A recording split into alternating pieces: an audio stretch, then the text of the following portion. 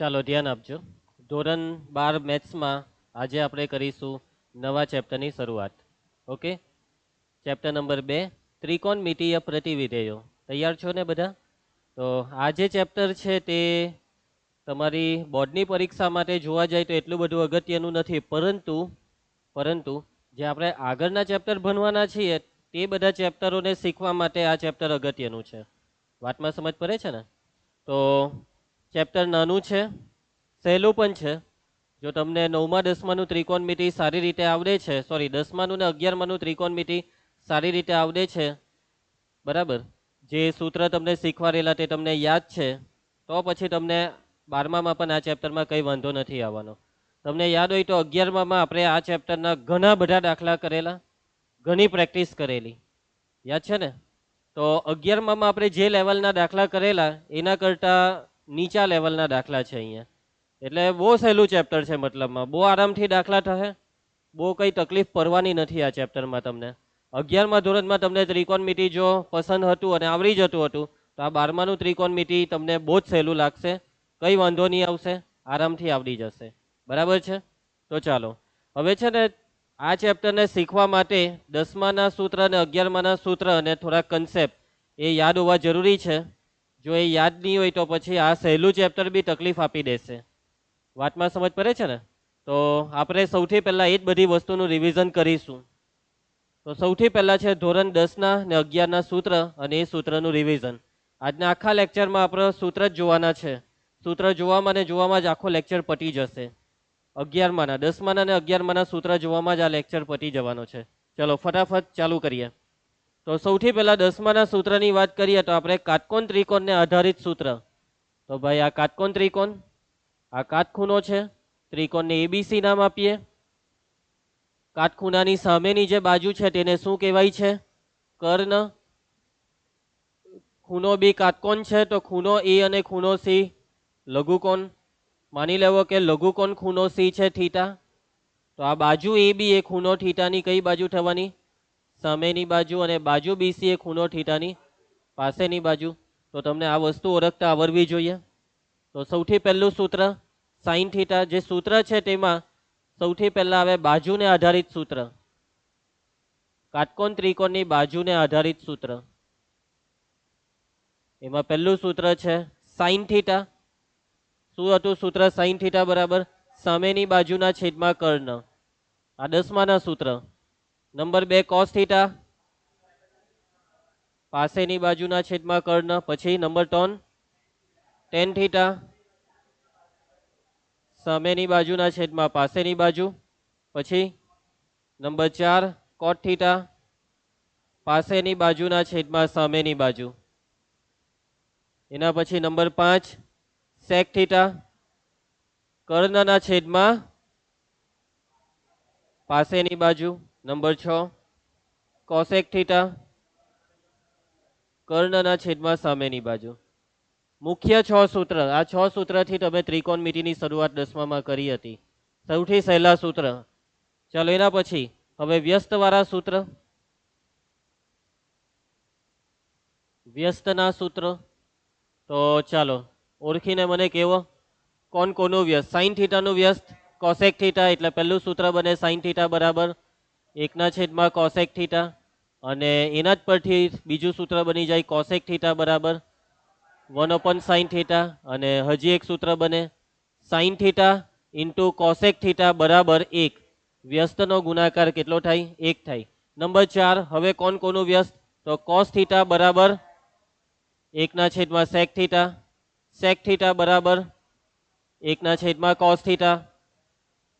Number 6 cos theta into sec theta બરાબર 1. ચલો હજી બીજા બે વ્યસ્ત કયા બાકી છે? ટેન થીટા બરાબર 1/cot થીટા ને કોટ થીટા બરાબર 1/tan થીટા. અને એના પછી ટેન થીટા ઇન્ટુ કોટ થીટા બરાબર 1. ચલો એના પછી યસ ટેન થીટાનું હજી એક સૂત્ર છે, અને એ સૂત્ર છે સાઈન થીટાના છેદમાં કોસ થીટા. અને કોટ થીટાનું સૂત્ર કોસ થીટાના છેદમાં સાઈન થીટા. ચાલો આ પણ સહેલા જ સૂત્ર છે. એના પછી હવે કયા સૂત્ર આવશે? યસ, વર્ગવાળા સૂત્ર, કે જેમાં વર્ગ આવશે. આ વર્ગવાળા સૂત્રને નિત્યસમ કહેવાય. શું કહેવાય? નિત્યસમ. નિત્યસમો. ચલો, પહેલું નિત્યસમ sine square theta plus cos square theta બરાબર 1. એના પછી નંબર 2, યસ, કર્ટા બનાવો તો સાઇન સ્ક્વેર થીટા બરાબર 1 minus cos square theta, cos square theta બરાબર 1 માઇનસ સાઇન સ્ક્વેર થીટા. ચલો, એના પછી ચોથું સૂત્ર sec square theta minus tan square theta બરાબર 1. નંબર 5, સેક સ્ક્વેર થીટા બરાબર 1 plus tan square theta. Number 6, tan square theta બરાબર sec square theta minus 1. Number 7, હવે આ જ બેઠું cosec square theta minus cos square theta બરાબર 1. Cosec square theta બરાબર 1 plus cos square theta. એના પછી કોટ સ્ક્વેર થીટા બરાબર કોટ સ્ક્વેર થીટા બરાબર cosec square theta minus 1. Okay, તો આ 10માના સૂત્ર પૈતા અહીંયા આવડે છે ને? આ 10માના સૂત્ર ખાલી ખાલી હાની પારવાની, સાચું બોલતા શીખો. 11માં પૂછેલા ત્યારે તો આને નહીં આવડતા હતા 10માના. હવે જોઈએ છે, કાલે પૂછીશ. ચાલો, એના પછી નેક્સ્ટ. ઓકે, હવે આપણે થંબનેલ આવી ગયો. હવે આપણે 11માના સૂત્ર પર આવીએ. તૈયાર બધા? 11માના સૂત્રની વાત કરીએ તો સૌથી પહેલા આવશે યુગ્મ અયુગ્મ વિધેય વાળા સૂત્ર. તો આપણા 6 ત્રિકોણમિતીય વિધેયોમાં કયા કયા યુગ્મ છે? કોસ અને સેક, અને બાકીના અયુગ્મ છે. યુગ્મનો મતલબ, રાઘવ તું આટલો ટેકાઈને ન બેસ. યુગ્મનો મતલબ કે માઇનસ ને ખાઈ જાય, અયુગ્મનો મતલબ માઇનસ ને બહાર કાઢી નાખે. ચલો, તો સાઇન માઇનસ થીટા, માઇનસ ને બહાર કાઢે કે ખાઈ જાય? બહાર કાઢે. Minus sine theta. ચાલો, એના પછી કોસ, કોસ માઇનસ થીટા. બોલ.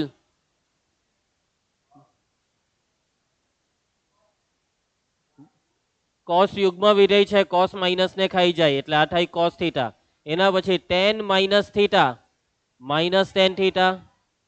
એના પછી number 4, cot minus theta minus cot theta. Sec minus theta sec theta, sec minus ને ખાઈ જાય છે. Cosec minus theta minus cosec theta. બરાબર છે?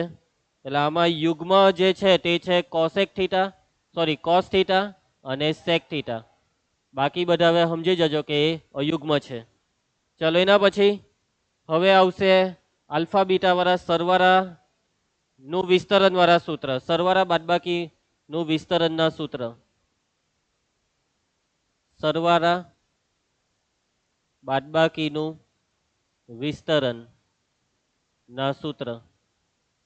ચલો, પહેલું સૂત્ર sine alpha plus beta, sine alpha cos beta plus cos alpha sine beta. એના પછી બીજું સૂત્ર છે sine alpha minus beta, sine alpha cos beta minus cos alpha sine beta. એના પછી ત્રીજું સૂત્ર કોસ આલ્ફા પ્લસ બીટા બરાબર cos alpha cos beta minus sine alpha sine beta. એના પછી કોસ આલ્ફા માઇનસ બીટાનું cos alpha cos beta plus sine alpha sine beta. Okay, ચલો, એના પછી હવે કોણ આવશે? Ten alpha plus beta,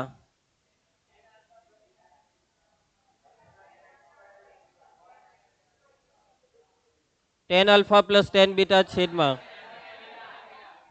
1 minus ten alpha into ten beta. Number 6, ten alpha minus beta, ten alpha minus ten beta છેદમાં 1 plus ten alpha into ten beta. એના પછી number 7, કોટ alpha plus beta,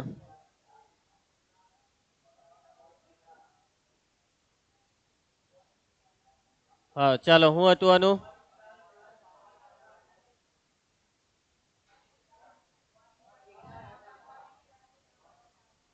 આ આમાં ઊંધું થઈ જાય એટલે પહેલા કોટ બીટા એ છેદમાં લખવાનું, કોટ બીટા પ્લસ કોટ આલ્ફા અને આ બેનો ગુણાકાર ઉપર, કોટ બીટા ઇન્ટુ કોટ આલ્ફા ને નીચે પ્લસ તો ઉપર માઇનસ, આવું હતું. ચાલો એના પછી નંબર 8 કોટ આલ્ફા માઇનસ બીટા છેદમાં રિવર્સમાં ને કોટ બીટા માઇનસ કોટ આલ્ફા, અંશમાં આ બેનો ગુણાકાર કોટ બીટા ઇન્ટુ કોટ આલ્ફા ને પછી નીચે માઇનસ તો ઉપર પ્લસ. આ કોટ વાળા સૂત્ર તો લગભગ કોઈ દાખલામાં આવવાનું જ નથી એટલે બહુ ટેન્શનમાં નહીં આવી જતા. ચાલો એના પછી હવે એસ પ્લસ એસ વાળા સૂત્ર, બરાબર, રૂપાંતરના સૂત્રો.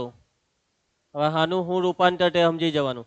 ચાલો પહેલું એ શોર્ટમાં જ લખાઈ દઉં, એસ પ્લસ એસ 2SC.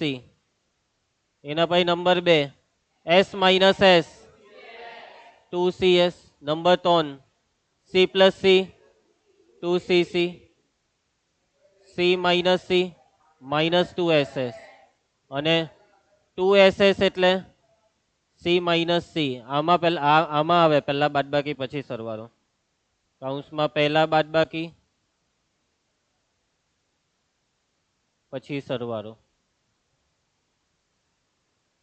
રિવર્સમાં બી આ સૂત્ર વાપરવાના આવી શકે છે. 2SC બરાબર એસ પ્લસ એસ, 2CS બરાબર એસ માઇનસ એસ, 2CC બરાબર સી પ્લસ સી ને 2SS બરાબર C minus C. C minus સીમાં પહેલા બાદબાકી પછી સરવાળો. ચાલો એના પછી ખુશી, હવે હા યસ ગુણિત ઉપગુણિત વાળા આવી ગયા છે, પરંતુ હા બીજી એક વસ્તુ આમાં કે તમે એસ પ્લસ એસ બરાબર 2SC કરશો તો ખૂણામાં બેવનો સરવાળો આવે પછી 2 વડે ભાગવાનું. તો હા આગળ 2 આવે 2SC, આગળ 2 આવે તો ખૂણાને 2 વડે ભાગવાનું ને આગળ 2 નહીં આવે તો ખૂણાને 2 વડે નહીં ભાગવાનું. આવી રીતના યાદ રાખજો. ચલો હવે ગુણિત ઉપગુણિત વાળા સૂત્ર લઈ લઈએ. ગુણિત અને ઉપગુણિત. ચાલો સૌથી તકલીફ આપનારા સૂત્ર, પરંતુ મજા બી આમાં જ આવે દાખલામાં. Sine 2 theta 2 sine theta cos theta. Number 2 cos 2 theta. ત્રણ સૂત્રમાં પહેલું cos square theta minus sine square theta. બીજું સૂત્ર કોસ 2 થીટા બરાબર 2 cos square theta minus 1, cos 2 theta બરાબર 1 minus 2 sine square theta. Okay, ચાલો એના પછી number 5 tan 2 theta 2 tan theta છેદમાં 1 minus tan square theta. Sine 2 થીટાનું હજી એક સૂત્ર જે 10 માં આવે, 2 tan થીટાના છેદમાં 1 પ્લસ tan સ્ક્વેર થીટા. બે સૂત્રમાં ખાલી છેદમાં ચિહ્નનો જ ફરક છે. એના પછી cos 2 થીટાનું બી 10 માં આવે, 1 માઇનસ tan સ્ક્વેર થીટા છેદમાં 1 પ્લસ tan સ્ક્વેર થીટા. હવે 3 થીટા વાળા number 8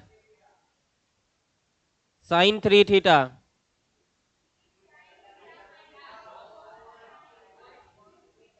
3 sine theta minus 4 sine cube theta. cos 3 theta 4 cos cube theta minus 3 cos theta. Number 10 tan 3 theta 3 tan theta minus cos cube tan cube theta upon 1 minus 3 tan square theta. cot 3 theta બેઠું આવું જ સમજી ગયા. cot cube theta minus 3 cot theta છેદમાં 3 cot square theta minus 1. સમજી ગયા? આ જ છે. અને માની લો કે તમે આ જ બેઠું રવા રહ્યો જ્યાં બી ટેન છે ત્યાં કોટ લખીને તો બી ચાલે, પણ તમારી ચોપડી વાળાએ જરાક આવી રીતના લખેલું છે એટલે ચોપડી પ્રમાણે આપણે ચાલીએ છીએ. આ સૂત્રનો બી એક બી દાખલામાં ઉપયોગ એમ તો આવવાનો છે નહીં. ચાલો એના પછી 12મું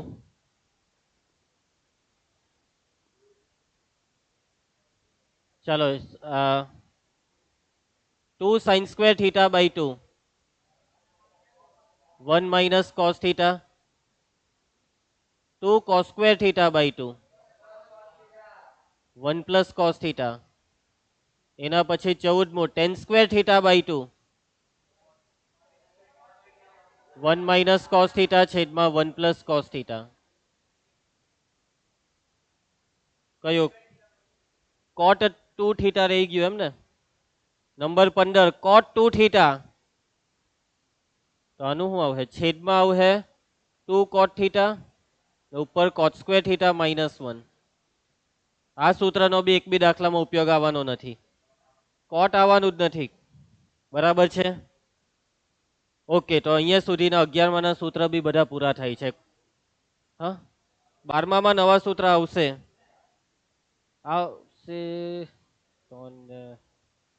બસ 3 ને બીજા 4 7 સૂત્ર આવશે બરાબર છે બીજા 6 સૂત્ર બી છે પણ એ 6 સૂત્ર એમાં કઈ સૂત્ર જેવું છે નહીં સમજી ગયા એટલે મેઇન જે કંઈક નવું જેવું લાગે તેવા સૂત્ર 7 છે ઓકે ચાલો આગળ વધીએ આપણે આ મોરે કરજો ઓકે આવતીકાલે આવો તો મોરે કરીને આવજો શરૂઆતમાં 70 થી 80% બી આવરવા જોઈએ પછી ધીમે ધીમે રોજ વાંચતા જશો એટલે 70% નું 80% સુધી પાવર વધશે પછી 90% 95% 99% રોજ વાંચવાનું સવારે ઉઠીને વાંચવાનું પછી સ્કૂલની પહેલી રિસેસમાં વાંચવાનું પછી બીજી રિસેસમાં વાંચવાનું પછી ચાલુ લેક્ચરમાં બી વાંચવું હોય તો કંઈ વાંધો નથી મને તો સમજી ગયા ને કોઈ બોરિંગ લેક્ચર હોય તો એમાં બી વચ્ચે વચ્ચે વાંચી લેવાનું પછી પછી જેવું સ્કૂલ છૂટે પછી ઘરે ગઈને તો અહીંયા આવવામાં ટાઈમ મળે નહીં પછી વચ્ચે બ્રેક મળે તેમાં વાંચવાના એટલા દિવસમાં 5-7 વાર વાંચવાનું એમ ટુકડે ટુકડે વાંચવાનું મસ્ત આવડી જશે રીનવ બરાબર હા ચાલો ભાઈ એકમ વર્તુળને પણ યાદ કરી લઈએ આ એકમ વર્તુળ તો ખૂબ અગત્યની વસ્તુ છે તો ચાલો એકમ વર્તુળ જે છે એકમ વર્તુળ કોને કહેવાય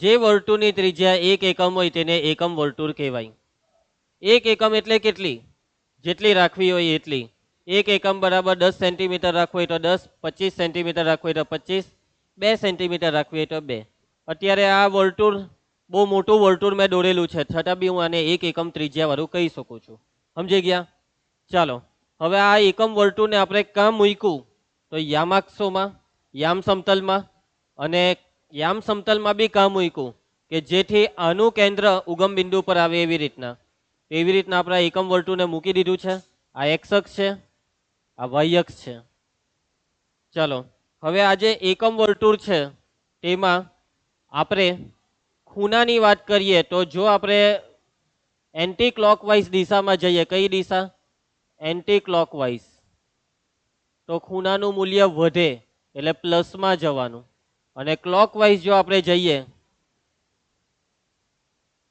તો ખૂણાનું મૂલ્ય ઘટે એટલે માઇનસમાં જવાનું અત્યારે આ જે ઉગમ બિંદુ જે છે ત્યાંથી આપણે અહીંયા એક્સ અક્ષ પર આ એક રેખાખંડ દોર્યો તો આ જે રેખાખંડ છે અથવા આ જે કિરણ છે તેનો પોતાની સાથેનો જ ખૂણો કહેવાય 0 એટલે 0 ડિગ્રી અથવા રેડિયનમાં વાત કરીએ તો આ થયું 0 રેડિયન એના પછી 0 થી તમે અહીંયા સુધી પહોંચ્યા એટલે આ 90 નો ખૂણો જેને રેડિયનમાં કહેવાય π/2 એટલે અહીંયા π/2 ચલો હવે તમે અહીંયા આમ આવશો એટલે π/2 માં π/2 ઉમેરી દેવાનું એટલે આ પાઈ ચલો આગળ આવો અહીંયા 3π/2 આમાં આવી જાવ 2π પછી 2π માં π/2 ઉમેરી દો 2 × 4 ને 1 5 5π/2 પછી અહીંયા કેટલા 3π પછી અહીંયા અંશમાં 4 ઉમેરી દો 4 ને 3 7 7π/2 પછી અહીંયા 4π એવી રીતના આગળ વધતા જવાનું છે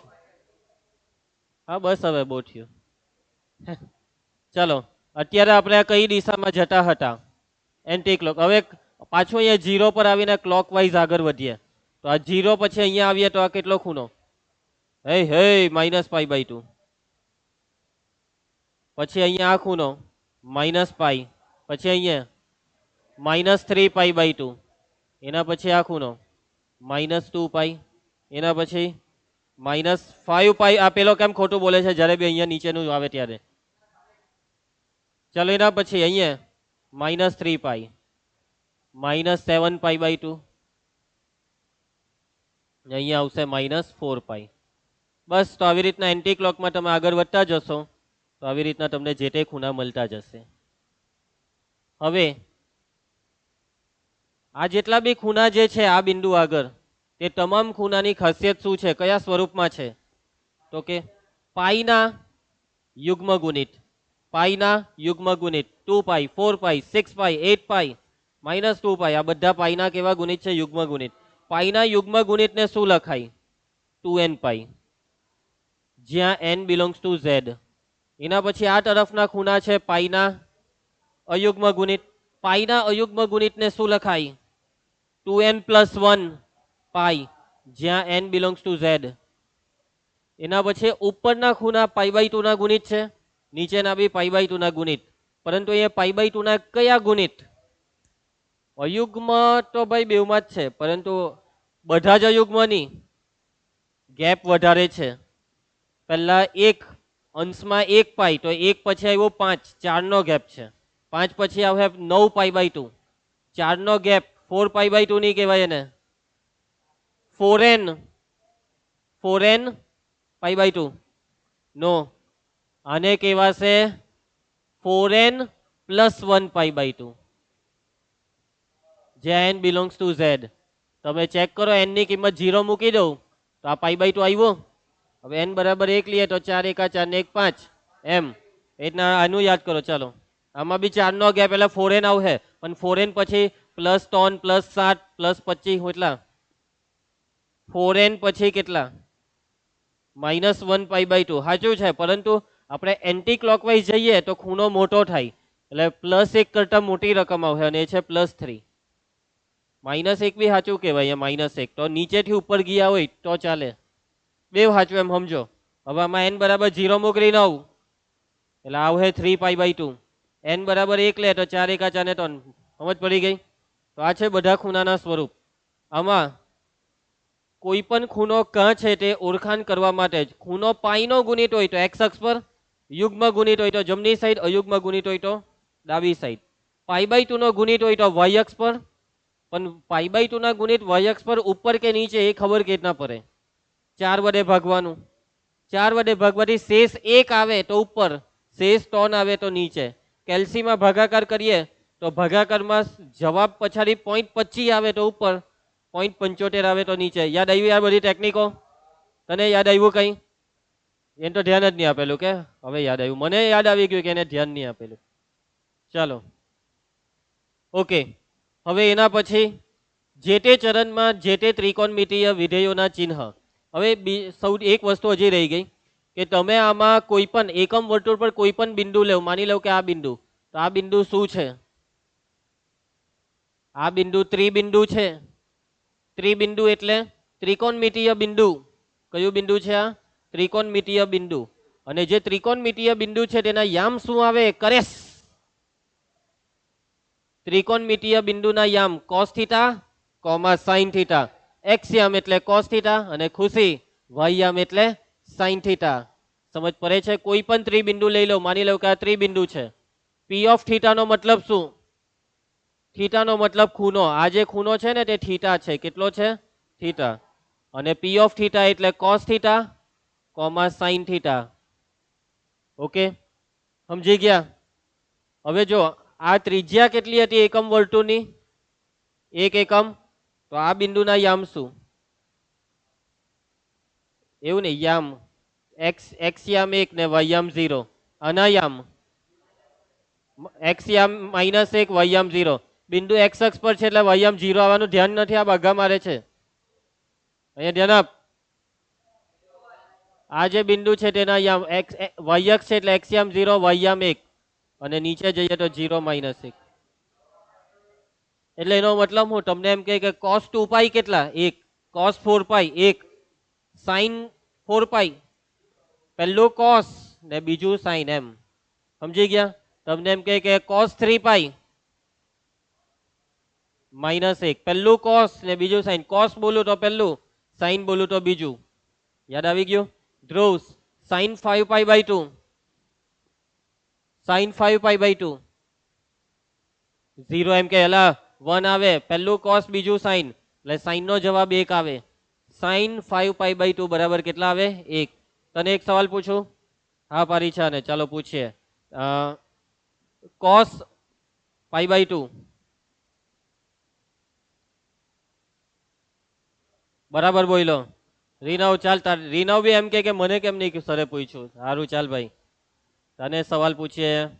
10 sin 3π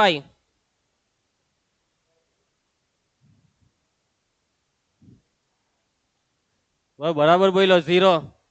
યસ, હવે થોડુંક ધ્યાન આપવાનું ચાલુ તો કર્યું છે. ઓકે ચાલો, હવે એના પછી પહેલા ચરણમાં બધા જ ત્રિકોણમિતીય વિધેયો કેવા? ધન, એટલે ઓલ. બીજા ચરણમાં સાઇન અને કોસેક ધન. ત્રીજા ચરણમાં કોસ અને સેક ધન. સોરી, ત્રીજા ચરણમાં ટેન અને કોટ ધન, અને ચોથામાં કોસ અને સેક. ઓલેસ્ટીસી, આ નિયમને કહેવાય ઓલેસ્ટીસી નિયમ. અને આ નિયમ પ્રમાણે તમારે ચરણ જોઈને જે તે ત્રિકોણમિતીય વિધેયના ચિહ્ન નક્કી કરવાના હોય છે, ઓલેસ્ટીસી નિયમ પ્રમાણે. ઓકે, ક્લિયર છે? ઓલેસ્ટીસી એમ યાદ રાખવાનું. ઘણા લોકો આનું બી વાક્ય બનાવે. ઓલ સ્ટુડન્ટ્સ ઓફ સમર્પણ ટ્યુશન ક્લાસીસ, બરાબર. મારી પાસે છે ને એક બે વિદ્યાર્થી આવેલા, હવે એ લોકો કશે ભણીને આવેલા, તો એ લોકોને આવી રીતના યાદ રખાવતા, એડ સુગર ટુ કોફી. એટલે મેં કીધું આવું કેવું? સિમ્પલ, ઓલેસ્ટીસી. ઓલેસ્ટીસી એમ બોલ, 10-15 વાર બોલ ઓલેસ્ટીસી. કેટલું એમ ઇઝી છે, ઓલેસ્ટીસી. ચાલો ઓકે, હવે બાકી રહેલી વસ્તુ છે વધતું વિધેય અને ઘટતું વિધેય. સાઇન કોસ 10, પછી અહીંયા કોસેક સેક કોટ. સાઇન કોસ 10 કોસેક સેક કોટ. તમે જુઓ આ વ્યસ્તને ઉપર નીચે લખ્યા છે. સાઇન કોસ 10 કોસેક સેક કોટ. સાઇન કોસ 10 કોસેક સેક કોટ. હવે જોજો, જે વિધેય વધે છે તેના માટે ઉપરનો એરો, આનો કહેવાય વધતું વિધેય. અને જે ઘટે છે તેના માટે નીચેનો એરો. આ કયું વિધેય કહેવાશે? ઘટતું વિધેય. ચાલો પહેલા ચરણમાં આવી જાઓ. ધ્રુવી, આ સાઇન વિધેય જો, સાઇન એટલે આ 0, પહેલું કોસ બીજું સાઇન. સાઇન 0 માંથી ક્યાં ગયું? 1 પર વધ્યું કે ઘટ્યું? 0 માંથી 1 વધ્યું. કોસ 1 માંથી શું થયું? 0, એટલે ઘટ્યું. જો સાઇન વધે તો કોસ ઘટે, કેમ કે વ્યસ્ત છે, ને કોસ ઘટે તો સેક વધે. ચાલો 10 કોટ નું છેલ્લે. પછી આમાં સાઇન 1 માંથી કેટલા થયા? 0, વધ્યું ને ઘટ્યું, તો કોસેક વધે. કોસ નું બોલો, 0 માંથી કેટલા થયા? -1, વધ્યું ઘટ્યું. ચાલો એના ભાઈ સાઇન 0 માંથી -1 ઘટ્યું, તો આ કોસેક વધે. કોસ -1 માંથી 0 વધ્યું, તો સેક ઘટે. ચાલો હવે આમાં સાઇન -1 માંથી 0, તો કોસેક ઘટે. પછી કોસ 0 માંથી 1, તો આ સેક ઘટે. ટેન 4 ચરણમાં વધે, ટેન કોઈ દિવસ ઘટે નહીં. અને કોટ 4 ચરણમાં ઘટે. ક્લિયર છે? પૈતું એકમ વર્તુળનો કન્સેપ્ટ બી પૂરો થાય છે.